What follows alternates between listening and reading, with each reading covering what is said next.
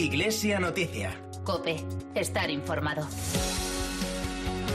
Muy buenos días, recibe el saludo de Nacho de Gamón en esta mañana del primer domingo del mes de agosto. A esta hora llega, como cada semana, el tiempo para contarte los asuntos más destacados en la vida de la Iglesia en España y en el mundo. Eso será hasta las 9 de la mañana, cuando llegará la Santa Misa transmitida desde Toledo. Este es el programa 1683 de Iglesia Noticia, que hoy hacemos con Enrique Gómez en el control de sonido. Lo primero, los titulares que vienen con Celia Hernández. El Tribunal de Cuentas ha rectificado su informe sobre la fiscalización de la Iglesia y constata que no hay ninguna irregularidad en el uso de fondos de la asignación tributaria. El secretario general de la Conferencia Episcopal ha mantenido una reunión con la ministra de Educación. Monseñor Luis Argüello le trasladó las propuestas de la Iglesia en materia educativa. El Arzobispado de Barcelona anuncia acciones legales contra la Generalidad de Cataluña después de que ésta intentase prohibir la celebración de la misa por los afectados de la pandemia. Hoy arranca en el Monasterio de Guadalupe, en Extremadura, el Año Santo Guadalupense. A las 12:13 transmitirá la misa desde el monasterio, presidida por el arzobispo de Toledo. El Dicasterio para los Laicos, Familia y Vida de la Santa Sede lanza una campaña de apoyo a los ancianos, uno de los colectivos más golpeados por la pandemia. Y la policía francesa ha detenido al autor del incendio de la Catedral de Nantes. Se trata del voluntario que cerró el templo la noche de antes, que ha confesado su culpabilidad. Iglesia Noticia. COPE. Estar informado. Comenzamos nuestro repaso a la actualidad semanal de la Iglesia en nuestro país. El Tribunal de Cuentas ha rectificado su primer borrador de informe sobre la fiscalización de la Iglesia, un documento en el que se sembraban sospechas sobre el destino que la Iglesia da a los fondos que recibe a través de la asignación tributaria, la famosa X, que millones de contribuyentes marcan cada año en su declaración de la renta. El documento aprobado por unanimidad finalmente no tiene nada que ver con ese primer borrador. En él, el Tribunal reconoce que no aprecia ninguna irregularidad en el destino que la Iglesia da a los recursos que recibe por esta vía, ya que corresponde a la Conferencia Episcopal decidir el destino concreto de los fondos siempre que estos estén dirigidos al cumplimiento de sus fines. En declaraciones a 13, el secretario general de la Conferencia Episcopal, Monseñor Luis Argüello, mostraba su alegría por la decisión del tribunal.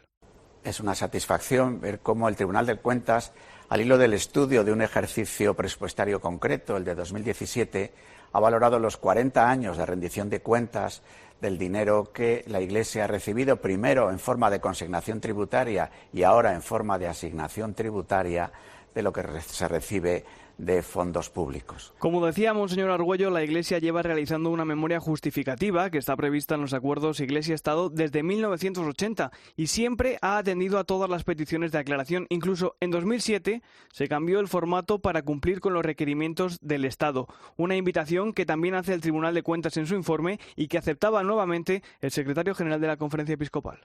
Desde ahí mostramos también nuestro deseo de poder colaborar, como el propio Tribunal de Cuentas nos pide, con un acuerdo con el Gobierno, con la Administración General del Estado, para mejorar la manera de presentar nuestras actividades y el respaldo presupuestario de las mismas. El vicesecretario para Asuntos Económicos de la Conferencia Episcopal también valoraba la decisión del Tribunal de Cuentas. En declaraciones a la linterna de la cadena COPE, Fernando Jiménez Barrio Canal insistía en que la Iglesia nunca ha recibido ninguna petición de aclaración sobre su memoria. Y ahora uno se molesta en leer este informe, que es público, que está en la página web del Tribunal de Cuentas, que son 100 y pico páginas, que uno, si tiene la paciencia de leerlas, como yo lo he hecho, lo puede ver, pues podrá comprobar, pues bueno, pues que, como era de esperar, pues no se aprecia ningún tipo de irregularidad, puesto que la Iglesia lleva desde hace 40 años presentando una memoria justificativa al Estado sobre las cantidades que recibe de la asignación tributaria, y en ningún año, en estos 40 años, yo llevo 28, solo puedo hablar de los 28 años que llevo, en ningún año se ha producido ninguna advertencia por parte del Estado, ningún comentario, ninguna petición de mayor información, lo cual significa que creo que hemos realizado bien la tarea. Monseñor Luis Argüello mantuvo una reunión con la ministra de Educación el pasado jueves. El secretario general de la Conferencia Episcopal trasladó a Isabel Celaá la necesidad de que la nueva ley de educación tenga como marco la libertad educativa. Nuestro deseo de que sea el artículo 27 de la Constitución española la referencia para un pacto educativo. También hemos mostrado nuestra preocupación por algunos aspectos de la ley educativa que se está en este momento tramitando en las Cortes Generales, en el Congreso de los Diputados. El secretario general de los obispos también llevó una serie de propuestas a la ministra de Educación sobre el papel que debería jugar la Iglesia en la formación. Hemos hecho una propuesta concreta de posibilidad de un signo de encuentro y una propuesta de educación integral desde lo que significa la enseñanza religiosa escolar y el deseo de una formación cívica, moral de nuestros estudiantes, en una propuesta que pudiera ayudar a mantener la presencia de la Iglesia, que está reconocida en la Constitución y en los acuerdos Iglesia-Estado, y en las referencias que también se hace en la nueva ley educativa. Seguimos ahora nuestro repaso en Barcelona. Allí el arzobispado ha anunciado acciones legales contra la Generalidad de Cataluña después de que su presidente Joaquín Torra abriese un expediente a la archidiócesis por la celebración de la misa en memoria de los afectados por la pandemia. Esa misa, que transmitió 13, tenía que haberse celebrado a juicio del gobierno autonómico con solo 10 asistentes. COPE en Barcelona, Yolanda Canales. El Arzobispado de Barcelona recuerda que la libertad de culto es un derecho fundamental y de ahí su intención de iniciar acciones legales contra el Govern por intentar prohibir la misa por los difuntos de la COVID que se celebró en la Sagrada Familia el pasado fin de semana. En concreto, desde el Arzobispado se anunciaban estas acciones contra la arbitrariedad y la indefensión que sufren el derecho a la libertad religiosa y la libertad de culto constitucionalmente protegidos.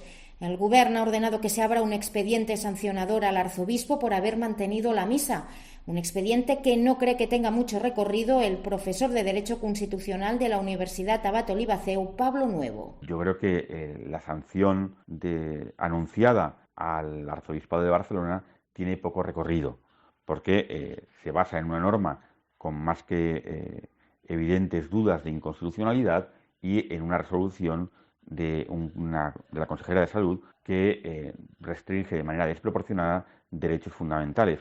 La misa solo se permitió un aforo del 23%, también se le tomó la temperatura a los asistentes, que a su vez llevaron mascarillas, incluido el cardenal de Barcelona, que solo se la quitó para pronunciar la homilía. Hoy comienza en Guadalupe, en Extremadura, el Año Santo guadalupense. De esta forma, el arzobispo de Toledo y primado de España presidirá hoy una misa en el Real Monasterio de Santa María de Guadalupe, en la villa extremeña, que servirá de solemne apertura del jubileo. Con este motivo, Monseñor Francisco Cerro y los obispos de Extremadura han escrito una carta pastoral conjunta que nos acerca desde COPE Toledo, Cristóbal Cabezas. Buenos días. Buenos días. La carta pastoral Guadalupe, Hogar de María, Casa de Sanación está firmada conjuntamente por el arzobispo de la Archidiócesis de Toledo y por los obispos de las diócesis extremeñas, Celso Morga, arzobispo de Mérida Badajoz, y José Luis Retana, obispo de Plasencia. La firma también el administrador diocesano de la diócesis de Coria Cáceres, Diego Zambrano. Los obispos explican que el Año Santo es un acontecimiento eclesial de primer orden del que quieren hacer partícipe a todo el pueblo de Dios que peregrina en las diócesis extremeñas. El primer epígrafe de la carta pastoral está dedicado a Guadalupe y a la historia y tradición de este santuario mariano. Los obispos cuentan la historia de la imagen y los comienzos de la devoción a la Morenita de las Villuercas, tal y como se le conoce en muchos ámbitos populares. La carta pastoral también dedica un apartado a todas las personas que han sufrido y están sufriendo las consecuencias del coronavirus. Escuchamos al arzobispo toledano. Muchos de los que peregrinaréis a este santuario mariano habéis tenido que despedir de lejos a los seres queridos, amigos, padres, madres y sobre todo nuestros mayores, abuelos y abuelas. Una celebración que comenzará a las 12 del mediodía, será retransmitida por 13 y estará presidida por Francisco Cerro Chávez. Recordemos también que el Año Santo guadalupense finalizará el año que viene, el 8 de septiembre de 2021, y coincide con el 25 aniversario de la declaración del monasterio extremeño como Patrimonio de la Humanidad. Otro Año Santo, en este caso compostelano, dará comienzo el próximo año 2021. De ese próximo año jacobeo estuvo hablando en el espejo de COPE el arzobispo de Santiago de Compostela, Monseñor Julián Barrio.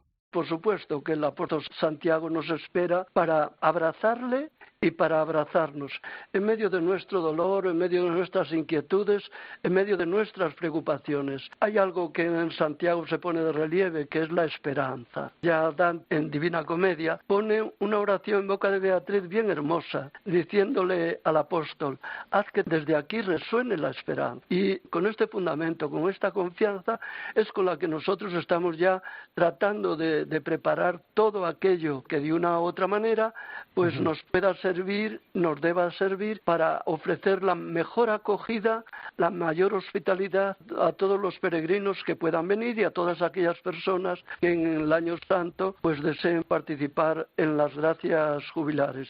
La pasada semana dábamos cuenta en este programa de la toma de posesión de Monseñor Santiago Gómez Sierra como nuevo obispo de Huelva. Esta semana ha pasado por los micrófonos del espejo de COPE para contarnos sus sensaciones y los principales proyectos que tiene para esa diócesis andaluza. Y yo creo que en la Iglesia, a todos los niveles, es mucho más importante la continuidad que la novedad. Y en ese sentido, yo citaba las palabras de San Juan Pablo II, cuando nos abríamos el nuevo milenio, en aquella carta Nuevo Milenio Ineunte, decía, para la Iglesia en el tercer milenio el programa ya existe. Jesucristo, al que hay que conocer, al que hay que amar y al que hay que imitar para vivir en la Trinidad. Y así construir esta historia caminando hacia la vida eterna, ¿no? Bueno, pues yo creo que es el programa permanente de la Iglesia y lo que nos tiene realmente que ilusionar, porque los sacerdotes, los agentes de pastoral, los obispos, no trabajamos por un obispo, por otro, por un líder que haya en un momento determinado, por un pastor que tenga un carisma particular. Trabajamos porque nos sentimos enviados por Jesucristo, por el Señor. Vamos ahora al archipiélago balear, porque el Obispado de Mallorca ha anunciado una reforma de sus estructuras para adaptarlas a los nuevos tiempos. Así, Monseñor Sebastián Daltabull ha decidido crear un consejo asesor en el que se incluirán laicos y que contará con la presencia de 3 mujeres. COPE Mallorca, Cristina Llamas, buenos días. Buenos días. El obispo de Mallorca, Monseñor Sebastián Daltabull, ya ha presentado la nueva organización de la diócesis con un nuevo consejo episcopal más reducido y que tiene como novedad la presencia de laicos y mujeres en un nuevo consejo asesor con 3 mujeres, 2 hombres y un diácono que el viernes tomaron posesión de su cargo y que trabajan con el objetivo de crear una iglesia que sea signo de fraternidad y presencia positiva en medio de la sociedad. Monseñor Sebastián Daltabull ha destacado la importancia del papel de los laicos en la cooperación de la diócesis y recuerda que sigue el mandato del Papa de renovación eclesial. El hecho de introducir laicos y laicas es precisamente porque están más en medio del mundo que la parte clerical, que también estamos, pero los laicos desde distintos puntos de vista, profesionales, políticos y familiares sobre todo, nos están dando una serie de elementos que enriquecen mucho la reflexión. El obispo ha animado a las parroquias a seguir este camino y a crear consejos pastorales para que sean los laicos los que lleven las riendas de las comunidades parroquiales. Iglesia Noticia. COPE. Estar informado.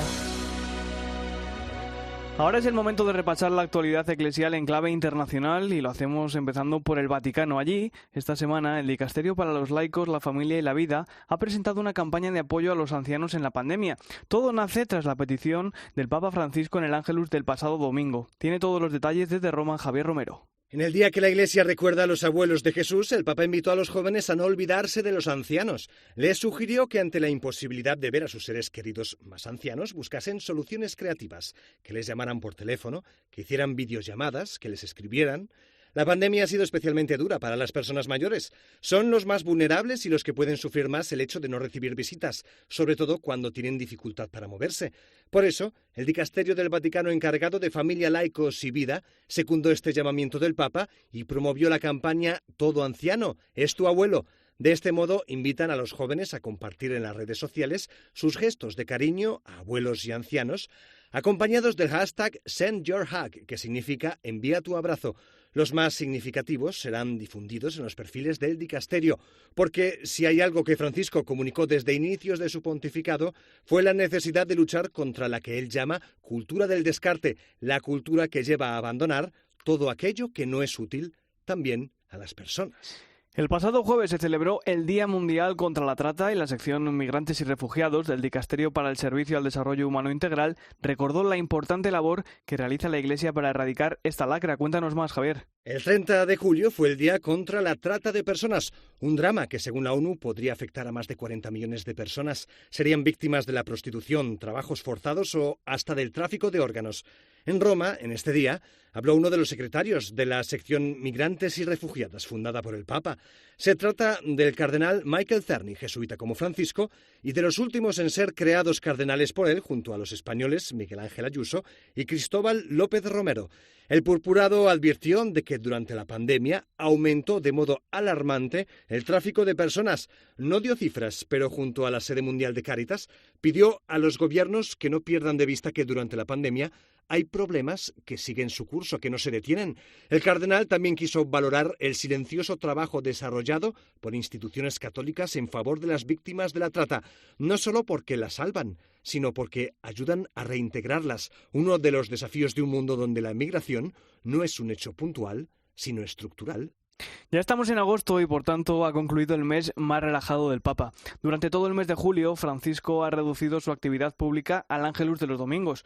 Desde este miércoles retomará la tradicional audiencia general, aunque continuará siendo a puerta cerrada por el momento. Más detalles, Javier. Lo normal es que en julio los pontífices reduzcan su agenda de actos públicos y se dediquen o al descanso o a trabajar en sus escritos, encíclicas u otros documentos. Lo que hace Francisco normalmente es no ir a Castel Gandolfo, residencia de verano de los papas, y permanecer en el Vaticano. Sin embargo, llega agosto y había expectación por saber cómo retomaría su agenda pública el Papa, sobre todo ahora que la pandemia en Italia está en un buen momento. Estuvieron más de un mes sin contagios superiores a los 400 por día. Quizás había llegado el momento de retomar sus catequesis públicas de los miércoles con pequeños grupos de personas en lugar de las grandes masas que en verano acogía en el aula Pablo VI. Sin embargo, no fue así.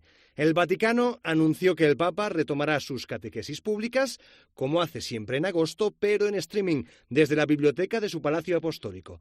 Tampoco hay previstos actos especiales ni encuentros particulares con políticos, embajadores o asesores externos al Vaticano, al menos por el momento. Seguirá recluido en su residencia de Santa Marta y el Palacio Apostólico sin poder salir y, de hecho, en 2020 el Papa no ha podido realizar viajes al extranjero y todo apunta a que así permanecerá. Su última cita internacional fue en noviembre de 2019, cuando viajó a Tailandia y Japón. Manos Unidas, la ONG de cooperación española, denuncia el aumento de la trata de seres humanos durante la pandemia y condena una práctica conocida como trata de novias que afecta especialmente a países como China. Patricia Garrido es la coordinadora de proyectos del sudeste asiático de Manos Unidas. Desde los últimos años estamos viendo un auge exponencial del llamado tráfico de novias a China. China, con la de décadas que ha tenido de política de hijo único, tiene un déficit tremendo de mujeres respecto a la población masculina. Se calcula que en torno a un 25 o 30 millones de mujeres le hacen falta y bueno, pues como no hay chicas chinas, pues los hombres chinos van a buscar esposa en estas minorías étnicas de Laos, de Myanmar, de Tailandia, de Vietnam, y se compran una chica, una esposa, pues por $10,000, la mantienen unos años para que les dé descendencia y después, pues si todavía está en edad fértil y en edad de producir, pues es muy muy habitual traspasarla, revenderla a otra familia o a un burdel, ¿no? Entonces, pues tenemos situaciones durísimas de chicas que intentan escapar y que no lo consiguen. El próximo jueves, 6 de agosto, se cumplen 42 años de la muerte del Papa San Pablo VI. Ese es el tema sobre el que nos llega a esta hora y desde Roma el comentario del colaborador de Iglesia Noticia, Antonio Pelayo. Buenos días, Antonio. Buenos días. A últimas horas de la tarde del 6 de agosto de 1978 moría en la residencia de Castel Gandolfo el Papa Pablo VI. Tenía 82 años, de los cuales los últimos 12 como sucesor de Pedro. El suyo fue un pontificado muy difícil, tuvo que afrontar el desafío de finalizar el Vaticano II y sobre todo de gobernar el posconcilio con todas sus tensiones. Nada extraño, pues, que el cónclave que se abrió después de su fallecimiento se desarrollara con enfrentamientos entre dos bloques de cardenales italianos que solo se resolvió con la elección de Juan Pablo I. Pero 33 días después, Albino Luciani murió, sorprendiendo a todo el mundo y dando origen a las más extrañas suposiciones hoy desmentidas. El 16 de octubre los cardenales eligieron papa a Carol Wojtyła, el primer pontífice no italiano en 4 siglos.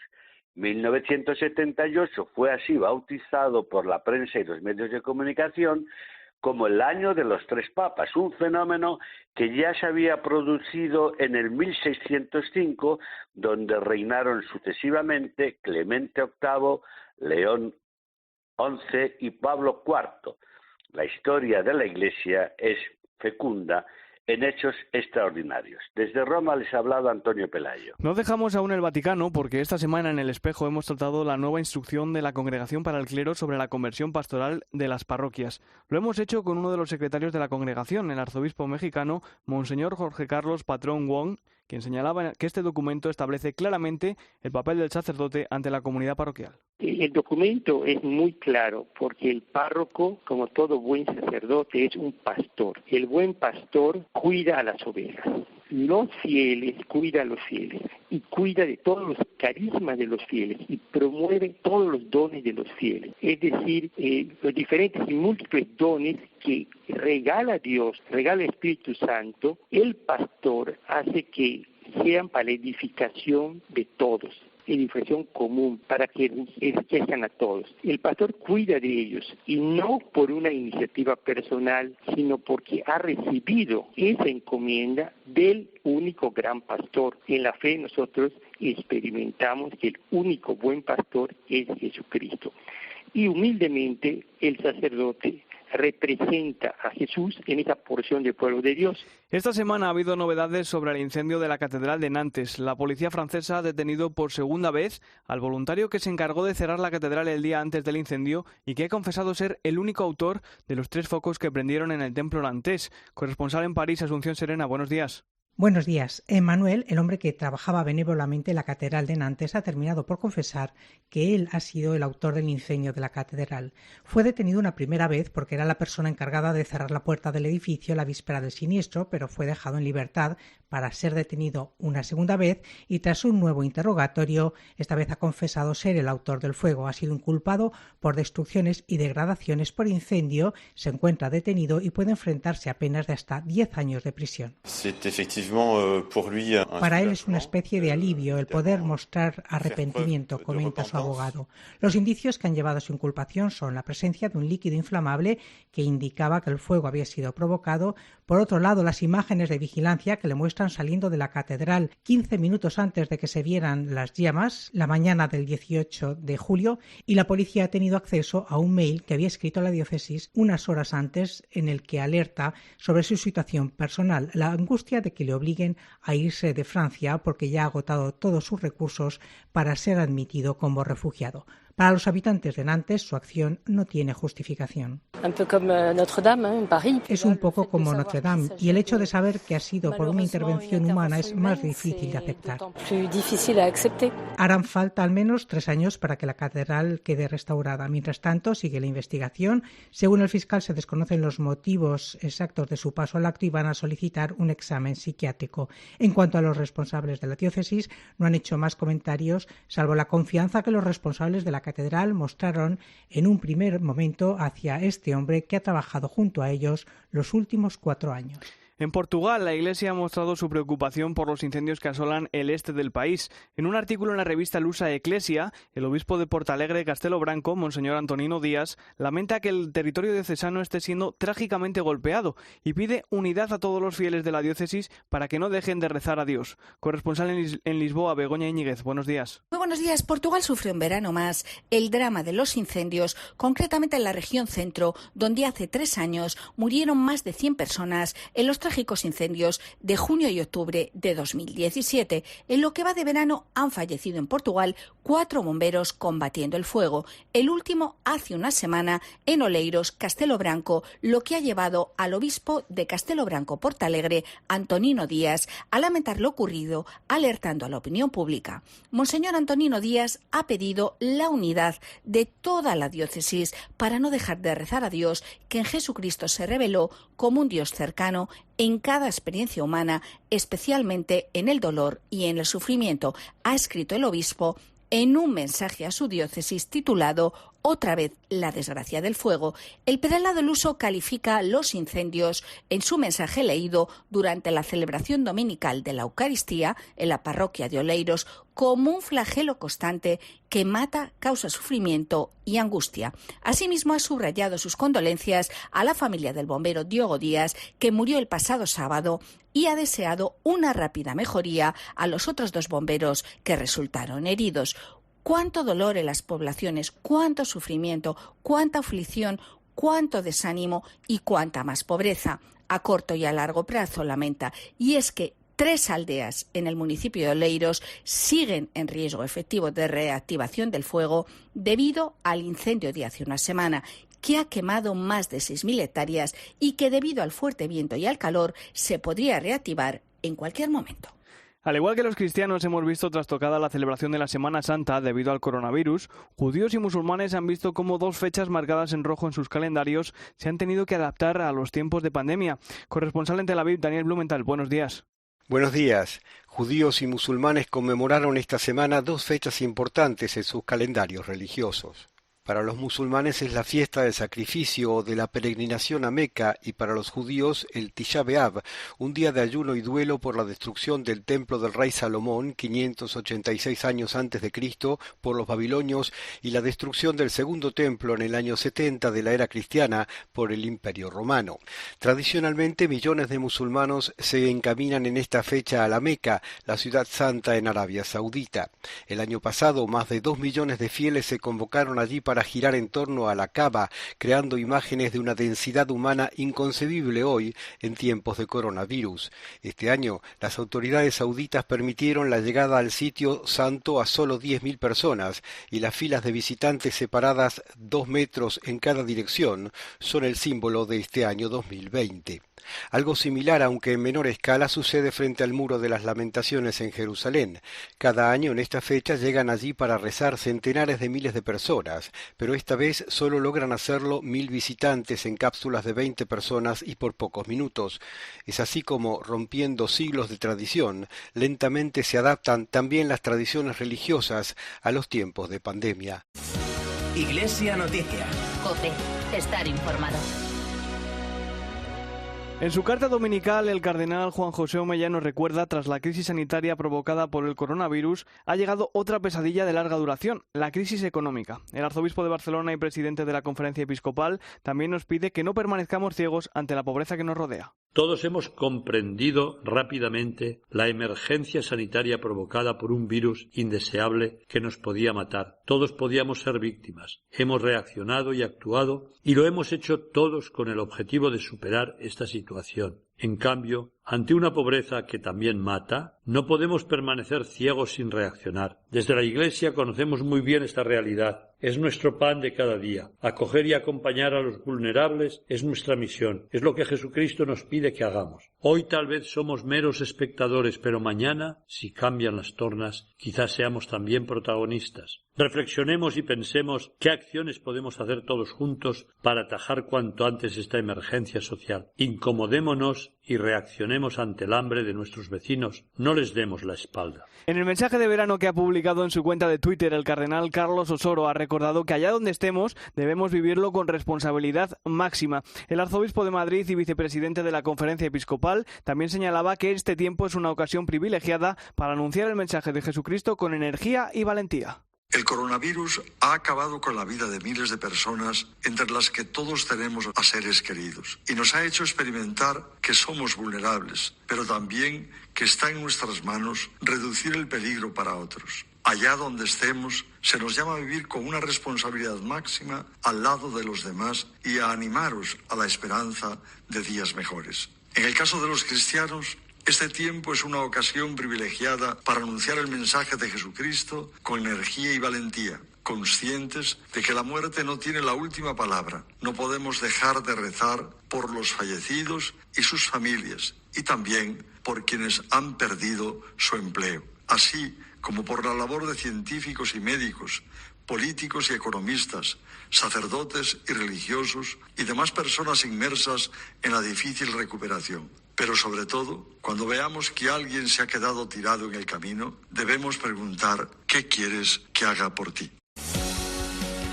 Así llegamos al final de esta edición del informativo Iglesia Noticia, el programa 1683 en este domingo 2 de agosto de 2020. Te dejamos con la Santa Misa transmitida desde Toledo, pero antes la última hora de la actualidad en España y en el mundo. Hasta el próximo domingo, te deseo una feliz semana. Un saludo de Nacho de Gamón.